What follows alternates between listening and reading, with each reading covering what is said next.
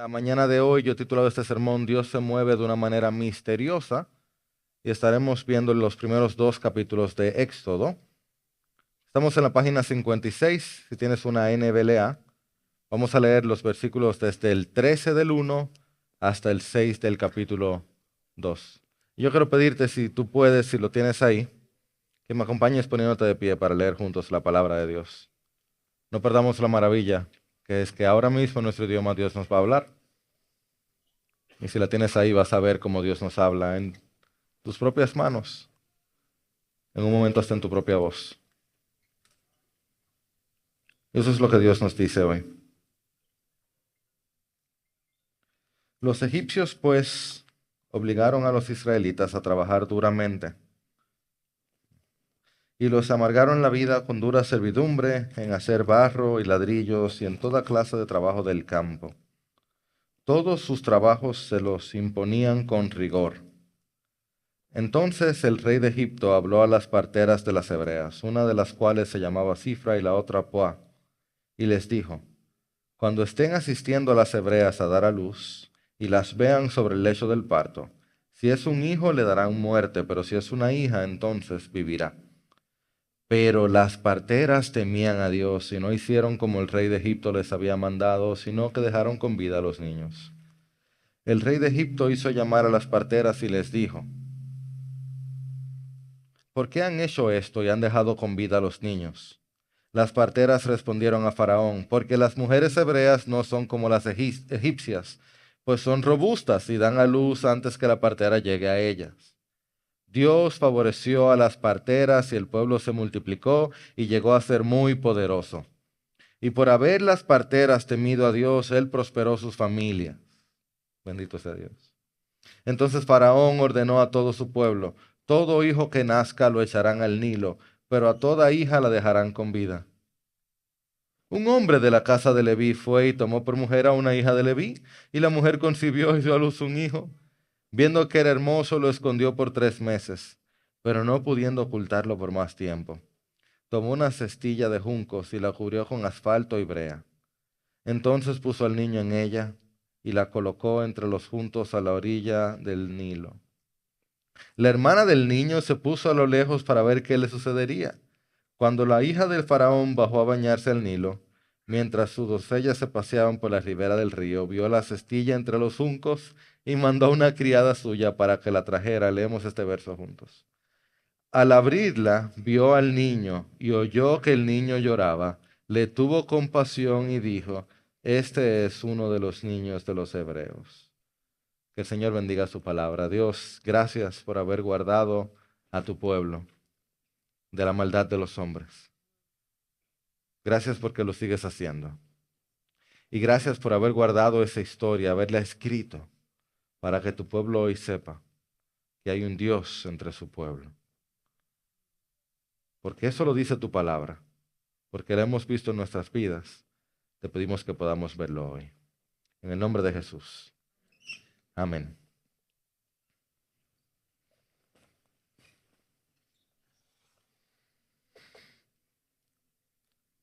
Si quieres hacer reír a Dios, cuéntales todos tus planes.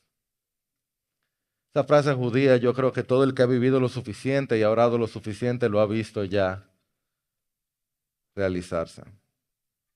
Tú te vas a dar cuenta al vivir que tú planificas y haces y oras y piensas y luego Dios viene y hace lo que Él quiere. Y uno no dice amén, pero uno como que medio dice amén. Porque resulta que Dios no es predecible. Dios no está interesado en hacer exactamente lo que nosotros queramos que Él haga, como nosotros lo esperamos, a nuestro tiempo o como a nosotros nos gusta. En la mañana de hoy nos encontramos con el pueblo de Dios, quienes recibieron su promesa, quienes están multiplicándose, haciendo bien, dando fruto. Y entonces, fruto de la bendición y del bien, nos encontramos con castigo, con dolor, con maldad y con muerte. Porque Dios no es predecible, pero sí es confiable. Y Dios se ríe de nuestros planes, pero se ríe desde su bondad, no desde maldad. Así que desde esa muerte y maldad y castigo y dolor, cuando todo parece perdido, vemos que lo que sale es salvación, vida. Porque Dios se mueve de manera misteriosa. Y yo oro que al ver este texto, tú salgas aquí diciendo, yo no necesito que Dios haga lo que yo quiera. Yo quiero ver qué es lo que Dios va a hacer conmigo, que Él haga lo que quiera conmigo. Esa es nuestra hoja de ruta. Primero, Dios nos salva para servir. Segundo, Dios nos prepara a través del sufrir. Y tercero, Dios se vale de los que no tienen valor. Dios nos salva para servir, Dios nos prepara por el sufrir y Dios se vale de los que no tienen valor. Y esa es nuestra idea central. La invaluable salvación de Dios viene de lugares no valorados por los hombres. De lugares, de formas, de personas que los hombres no valoran, es que viene la invaluable, inconmensurable, incalculable salvación de Dios. ¿Listos? ¿Ok? Hubo un amén allá, me voy con listos entonces. Vamos a ver primero cómo Dios nos salva para servir. Si tú tienes tu Biblia abierta, puedes ver que en los primeros 6 versículos empiezan con una de nuestras cosas favoritas de la Biblia. ¿Qué es? Una genealogía. Uno lee la genealogía como menos cuando se quiere dormir. Y eso es un error. Pero yo entiendo por qué. Es clave que Éxodo empiece con una genealogía. Y esta genealogía, de hecho, nos une a al último personaje importante de Génesis, que es José. Hay un propósito detrás de esto, y es que Moisés, el escritor de Éxodo, también escribió Génesis. Y él está mostrándonos cómo Israel está cumpliendo con el primer gran mandato de Dios en la creación. ¿Saben cuál es? Sean fecundos y multiplíquense, llenen la tierra y sométanla. Ese es el primer gran mandato, el mandato de la creación, uno que todo ser humano tiene que cumplir. Aquí en Pekín, en Finlandia y en Papúa Nueva Guinea, Dios mandó a la creación, al ser humano en la creación, a que sea fecundo y se multiplique. Y ahora vemos aquí en Éxodo 1:7 en particular, que los israelitas, ¿qué hicieron? Tuvieron muchos hijos y aumentaron mucho y se multiplicaron. ¿Ok? Fueron fecundos y también fueron poderosos en gran manera. Es decir, ellos fueron fecundos, se multiplicaron y también llenaron la tierra. Bueno, están en Egipto ahora. ¿Y qué están haciendo? Sométanla. Están siendo poderosos. Es decir, ellos están cumpliendo con el primer gran mandato de la creación. Israel está oyendo no mal en cuanto al mandato que Dios había dado en Génesis. Ellos han empezado bien. Claro, quiero dejar algo claro. Si tú has ido a un Banreserva el día de cobro, tú sabes que ser fecundo y multiplicarse en sí mismo no es bueno. Mucha gente junta en sí mismo no es la bendición que Dios ha prometido, ¿verdad que no? Porque lo que hacía esta gran bendición en Génesis 1 es que Dios estaba ahí. O sea, cuando Dios le dice sean fecundos y multiplíquense, Él iba a tener toda una humanidad que vivía en su presencia. Y Él dice, llenen la tierra, yo voy a estar en toda la tierra. Van a vivir en mi presencia. Sabemos que las cosas no son así, ¿verdad? De que cuando yo tengo en reserva el día de cobro, la presencia de Dios no está ahí, mi hermano. Bueno, específicamente, mira qué yo veo aquí. En Génesis 1 lo leímos 13 y 14, dice que los egipcios, esto no suena a la presencia de Dios. Los egipcios pues obligaron a los israelitas a trabajar duramente y les amargaron la vida con dura servidumbre en hacer barro y ladrillos y en toda clase de trabajo del campo. Todos sus trabajos los imponían con rigor. Israel no está morando en la presencia del Señor del Edén, sino bajo el yugo opresor de sus señores de Egipto. O sea que no, es algo que en la Biblia constantemente se presenta, es ya, pero todavía no. Este agridulce de la vida, de que, ok, se están multiplicando, pero no están recibiendo la presencia de Dios. Están llenando la tierra, están llenando Egipto y Dios los mandó a llenar la tierra. Las cosas no están como debiera ser. No es tan bueno como debería ser. Y de hecho, aquí Moisés hace algo interesantísimo que no se ve en español, pero él repite 4 veces una palabra. Dice aquí servidumbre, toda clase de trabajo, todos sus trabajos se imponían con rigor. Es la misma palabra. Es la palabra abad, que se repite, es crucial. Es la palabra que está detrás de laborar, la palabra que está detrás de trabajar. Crucialmente es la palabra que está detrás de adorar, la palabra que está detrás de servir. Wow, hoy sí estoy médico, de verdad. Ahí dice servir, imagínenselo. Los israelitas están obligados a postrarse, a servir, a laborar bajo el yugo de los egipcios. Y Dios no quiere eso para los israelitas ni para nadie. Que uno esté obligado a servir así. Y este va a ser el tema recurrente de la liberación de Israel. La primera parte de Éxodo es como Dios libera a Israel, a su pueblo de Egipto. Pero Dios no quiere liberar al pueblo. Eso es clave. O sea, libre como el sol cada mañana yo soy libre. Eso, ni el sol es libre. Dios no quiere liberar al pueblo para liberarlo. Dios quiere liberar al pueblo para que lo sirva a Él. Eso es para ti también. Salvación es ser libre para servir. Todo el mundo sirve a alguien. Todo el mundo sirve a alguien. Todo el mundo sirve a alguien. Tú tienes que servir a alguien. Y lo que está sucediendo aquí, de lo que Dios quiere liberar a los israelitas, es de que no sirvan a los egipcios. Lo que sea que tú estés sirviendo ahora que no sea el Señor, Dios quiere salvarte de eso. El nombre que sea que tenga. Sea tú mismo, sea tu matrimonio, sea tu trabajo, sea el pecado que te tiene doblegado, sea tu éxito, sea tu religiosidad, sea tu gran moralidad, sea el fútbol tuyo, de tus hijos. Lo que sea que tú estás sirviendo que no es el Señor, Dios te quiere liberar de eso. Todos somos siervos de algo o de alguien. Solamente al servir al Señor encontramos verdadera libertad. Y Dios quiere liberar a su pueblo para que le sirvan. Y esa es la elección que nos toca a ti y a mí. Si vamos a servir a otra cosa o vamos a servir al Dios verdadero. El discípulo de Moisés fue quien para mí mejor lo dijo. Si no les parece bien servir al Señor, escoja hoy a quién anda a servir. Si a los dioses que sirvieron sus padres, que estaban al otro lado del río, o a los dioses de los amorreos en cuya tierra habitan, pero yo y mi casa serviremos al Señor. Dios quiere salvarte para que le sirvas. Punto número 1. Punto número 2. Dios nos prepara a través del sufrir. La frase está en la cultura popular. Dice que Dios obra de maneras misteriosas. Tú seguro lo has dicho, lo has escuchado ahora. Pero esa frase es bastante moderna, es del 1700.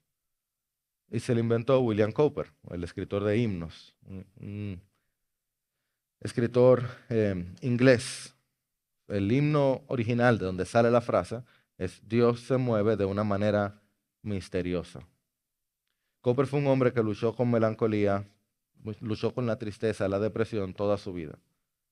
Él perdió a su madre cuando tenía 6 años, perdió a 5 de 7 hermanos. No hay que decir mucho más. Él también sufrió maltrato toda su infancia. Y él pasó por tantos periodos de depresión que duró un buen tiempo en un asilo para que trataran sus problemas. El asunto es que mientras él estaba en ese asilo en Inglaterra, él se encontró con una Biblia que estaba lanzada en un banquito. Y él empieza a leer la Biblia, se encuentra con Juan 11, luego se encuentra con Romanos 3. Y con esa Biblia, en ese banquito, por ese gran dolor, él se encontró con un Cristo que había muerto por sus pecados. Y él se encontró con un propósito de vida. Se encontró con vida eterna. Por ese dolor estamos nosotros hablando aquí de William Cowper. Por eso él habló y escribió que Dios se mueve de una manera misteriosa. Hoy nosotros nos encontramos en medio de uno de los planes más retorcidos, mórbidos, depravados de toda la Biblia. Yo lo leo como por arriba y aún así como que me retuerzo. O sea, Faraón dice que para detener al pueblo de Dios hay que matar a todos sus hijos. Piensa en la mentalidad que es esa. Es infanticidio. Cuando tú estás pensando en infanticidio, tú te desviaste hace rato. ¿Cuánta maldad? Y si tú te sientes y preguntas, ¿pero qué fue lo que le hizo Israel a Egipto? O sea, ¿qué tanto daño fue que le hizo Israel? Porque para que tú digas hay que matarlo a todito, ¿qué fue lo que le hizo? Eso lo hace todavía más mórbido, más dañino, más dañado. Porque no lo leímos, pero está en el versículo 8, se lo pongo en pantalla. Miren qué fue lo que hizo Israel. Se levantó sobre Egipto un nuevo rey que no había conocido a José.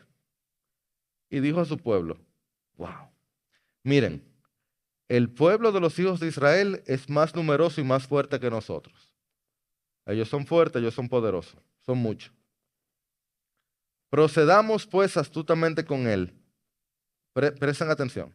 No sea que se multiplique y en caso de guerra se una también con los que nos odien y pelee contra nosotros y se vaya del país. O sea, ¿qué fue lo que le hizo Israel a Egipto? Ellos fueron bendecidos. Ellos eran muchos, eran fuertes, y entonces vino una hipótesis. Ah, pero si viene una guerra, y si ellos se unen a los que nos odian, y si ellos pelean contra nosotros, y si ellos se van del país, tú estás viendo toda la hipótesis, todo lo sí que hay ahí de por medio. O sea, nadie se sentó a calcular. Ah, pero mejor vamos a ser amigos, a ver si ellos son fuertes y poderosos, vamos a aprender de ellos. Vamos a ver si hay un gane y gane, o si negociamos bien, perdemos un chin los dos, pero algo bueno sale de aquí. No, el pensamiento fue, vamos a destruirle a todos sus hijos. Vamos a desbaratarlo. Lo cual te muestra, por lo menos para mí, está claro como el agua. Creo que la escritura también lo muestra. Había algo espiritual pasando. O sea, ahí detrás había algo espiritual que no dejaba ver lo, lo dañino, lo malvado, lo horrible de este plan. Y yo lo veo tan malo, porque ¿qué hace una partera? Una partera trae vida. Y Faraón dice, la partera que maten a los niños. O sea, es tomar lo blanco y volverlo negro. O lo negro y volverlo blanco, para ser inclusivo ahora. Es, es destruir lo que está llamado a construir. ¿Qué es eso? Es estar totalmente al revés. Llamar a lo malo bueno y a lo bueno malo. ¿Quién piensa así? Sino alguien que ha perdido totalmente el norte y está lleno de crueldad. Pero Dios vio el plan y se rió. Desde su bondad. Porque oigan lo que pasa. Si Faraón no se le ocurre este plan de gran maldad, Moisés no termina en el palacio. O sea, sin Faraón darse cuenta, él armó el plan por el cual el libertador de Israel se levantaría. Eso es lo que Dios hace, que uno no se da cuenta. El capítulo 2 de eso es que trata. Una hebrea quiere salvar la vida de su hijo, lo pone en una canoita. La hija de Faraón se lo encuentra. ¿Qué coincidencias? En Dios no hay coincidencia. La hija le tiene compasión, lo que le faltaba a Faraón. La hija le tiene compasión. El niño termina siendo criado por su mamá como un hebreo, pero en el palacio como un príncipe de Egipto. O sea, la maldad de Faraón y el sufrimiento que causó colocó a Moisés en lo que de otra manera hubiera sido imposible.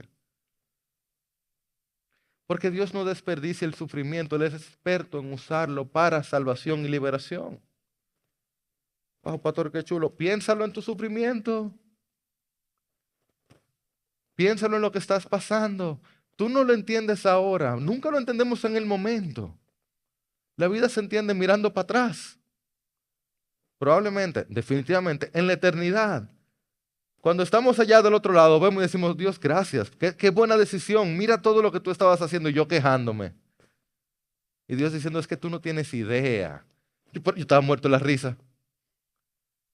Tú planeando que es que eso no funciona, porque no se trata de ti. Y por tanto, a nosotros no siempre nos toca entender, siempre nos toca confiar, porque Él no se equivocó antes, ¿por qué se va a equivocar contigo?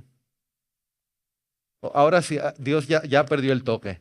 Tiene más tiempo haciéndolo bien. ¿Crees que ahora se va a equivocar? Él no falló antes, ¿crees que ahora va a fallar? Entonces, en vez de mirar al futuro, angustiarme o mirar al presente y desesperarme, yo miro al pasado, a la cruz de Cristo, a su salvación eterna y descanso. O como nos decía William Cowper, Dios se mueve de una manera misteriosa para hacer sus maravillas. Él planta sus pies en el mar y cabalga sobre la tormenta. Santos atemorizados, tomen valor. Esas nubes que nos causan pavor, llenas de misericordia están y traerán sobre nosotros bendición. Y tuve la tormenta, dice que yo no sé qué va a pasar. Esa tormenta es bendición para ti. Esa es la lluvia que tú necesitas. Lo que pasa es que tú no lo sabes, yo tampoco lo sé. Confía. Lo que me trae a nuestro último punto. Dios se vale de los que no tienen valor. Mira, Moisés escribió el libro de Éxodo y uno esperaría que cada vez que Moisés llegue brille. Él va a ser nuestro acompañante a través del libro. Este es uno de los hombres más grandes de la Biblia. Es un profeta sin igual. Estos primeros capítulos van preparando el camino de la vida de Moisés. Pero Dios, miren, Dios no es vendedor.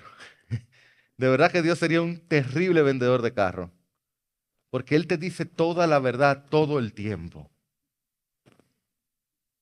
Y tú sabes, no lo leímos, pero tú sabes lo primero que hace Moisés cuando era un adulto.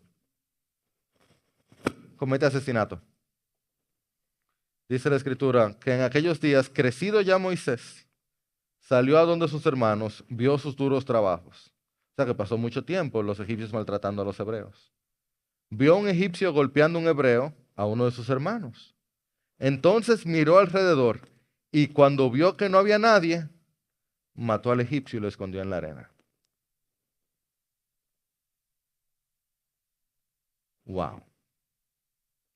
Tú pensarás, wow, pero Moisés empezó con fuerza. Bueno, esto no es Jason Bourne, tú sabes, de la Biblia. Así no es que Dios trabaja. A tal punto que al otro día el lío que se le arma a Moisés, porque los hebreos le dicen, ¿quién tú te crees que tú eres? ¿Vas a seguir matando gente? Dice, ay, es que no lo pensé bien. No, Moisés, no lo pensaste bien. O sea, lo que le sucede a Moisés por este ataque es luego tener que irse 40 años a vivir con su suegro en el destierro. 40 años teniendo que aprender que no se trataba de su brazo, de su fuerza, de su poder, que él podría ser el libertador, pero no iba a ser el que lo iba a hacer.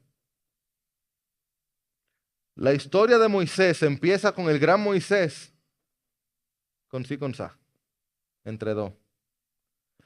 Si hubiera sido cualquiera de nosotros, tú dices, ese no va a llegar para largo. Lejos no va a ser, no. Ese no. El prospecto de Moisés batea como 200. Eso es bueno, ahorita yo no sé de pelota. Está bajito, 200. Es el prospecto de Moisés, va mal. Eh, Es, es que no se trata de nosotros. De hecho, a mí me llama tanto la atención este detalle que uno como que pasa por alto. Pregunta a los bíblicos de aquí. ¿Cómo, cómo se llama Faraón? Faraón. Faraón. Digo, yo no he visto la película del Príncipe de Egipto, perdónenme, la quiero ver, pero es que la voy a ver cuando acabe la serie, yo creo. Pero no sé, de hecho, el faraón este es como el segundo en la historia y luego aparece otro, o sea, Faraón se llama Faraón. Tenemos el nombre de Moisés, aparece luego el nombre de el suegro de Moisés. Uno de los nombres, tiene dos. Pero no, o sea, el faraón es el antagonista aquí en Éxodo, ¿eh?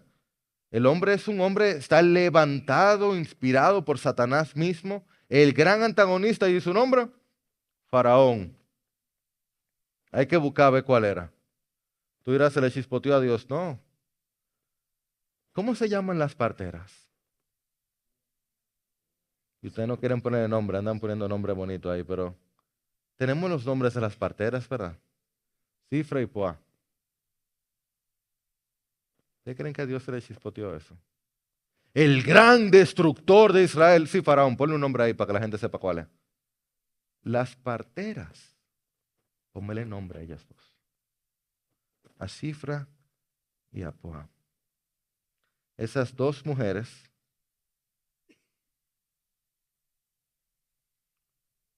que pusieron su vida en juego, que lo pusieron todo en juego. De paso, las parteras en el antiguo Egipto eran mujeres que no podían dar a luz. Entonces se utilizaban de esa manera, como parteras. Yo me imagino el dolor que tenía que ser dar a luz las mujeres. Siempre la tía, nunca la madre. Siempre la tía, nunca la madre. O sea que el dolor interno, el maltrato social y tomando en cuenta el momento, mujeres, las mujeres, pero aquí se le nombra, las mujeres, Cifra y Púa. O sea que la Biblia está muy a propósito, el Dios de la Biblia está exaltando a estas dos mujeres. ¿Tú sabes para qué? Para que tú las recuerdes, para que tú las honres. ¿Por qué?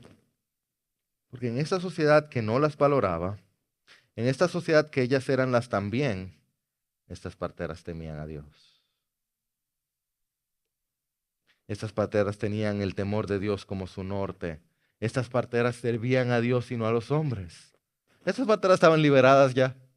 Ellas vivían en Egipto, pero en su mente ya estaban en Edén. Su verdadero Señor no era Faraón, su verdadero Señor era el Rey de Reyes y Señor de Señores. Y fueron libres y recordadas para siempre.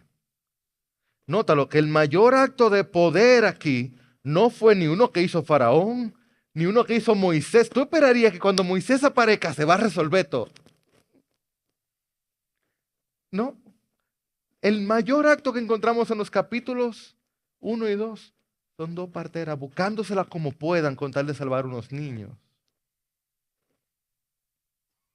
No en medio de gloria, sino de sufrimiento, no a través de los fuertes, sino de los débiles. Liberación que sería para servir a través de lo que los hombres no valoran. Y yo por eso estoy convencido que el gran momento de estos primeros capítulos es cuando hay un bebecito en una canoita, en una arquita. Ahí, arriesgando su vida, sin él saberlo. Moisés, Cifra y Púa, dándolo todo sin darse cuenta, arriesgándolo todo con tal de ver si podían salvar a este bebecito que cargaba en sus hombros el futuro de su pueblo. Lo único que Moisés iba a arriesgar su vida, y habría uno que vendría y la daría por nosotros. Estos los hombres no lo veían, pero hubo uno que sería totalmente rechazado por los hombres. Uno en que no vemos nada de valor, pero una gota de su sangre vale más que todo el universo. Uno que tenía la gloria por habitación, no de Egipto, de la eternidad y de todo el universo, y vino y lo dejó de lado por sus hermanos. Uno que para rescatarnos, literalmente cabalgó sobre la tormenta, para que así juntos nosotros fuéramos liberados para servir al Señor. Ese es nuestro Jesús. Bendito sea el nombre de nuestro Señor. Cristo, Rey, Redentor, Salvador. El benefactor de tu pueblo. Nosotros te damos gracias. Gracias porque tu llamado de fe no es un llamado lejano, es un llamado de cerca. Nosotros estamos más que dispuestos a escuchar tus no, siempre y cuando salgan con una sonrisa en tu rostro. Ríete de nosotros, Señor, pero que podamos escuchar tu nombre entre las risas. Ríete de nuestros planes, pero que salga de tu bondad. Nosotros sabemos, Señor, que nuestra voluntad es pequeña en comparación con tu perfecta voluntad. Nosotros queremos que tú hagas tus planes, tú cumple lo que tú quieras. Nosotros sabemos, Señor, lo sabemos, que tú no desperdicias nuestro dolor. Nosotros lo hemos visto. Así que nosotros estamos más que dispuestos, lo decimos, lo creemos, en confiar en aquel que no escatimó a su propio Hijo, sino que lo entregó por nosotros. Confiamos en tu fidelidad. Muévete en medio nuestro. En nombre de Jesús. Amén y amén.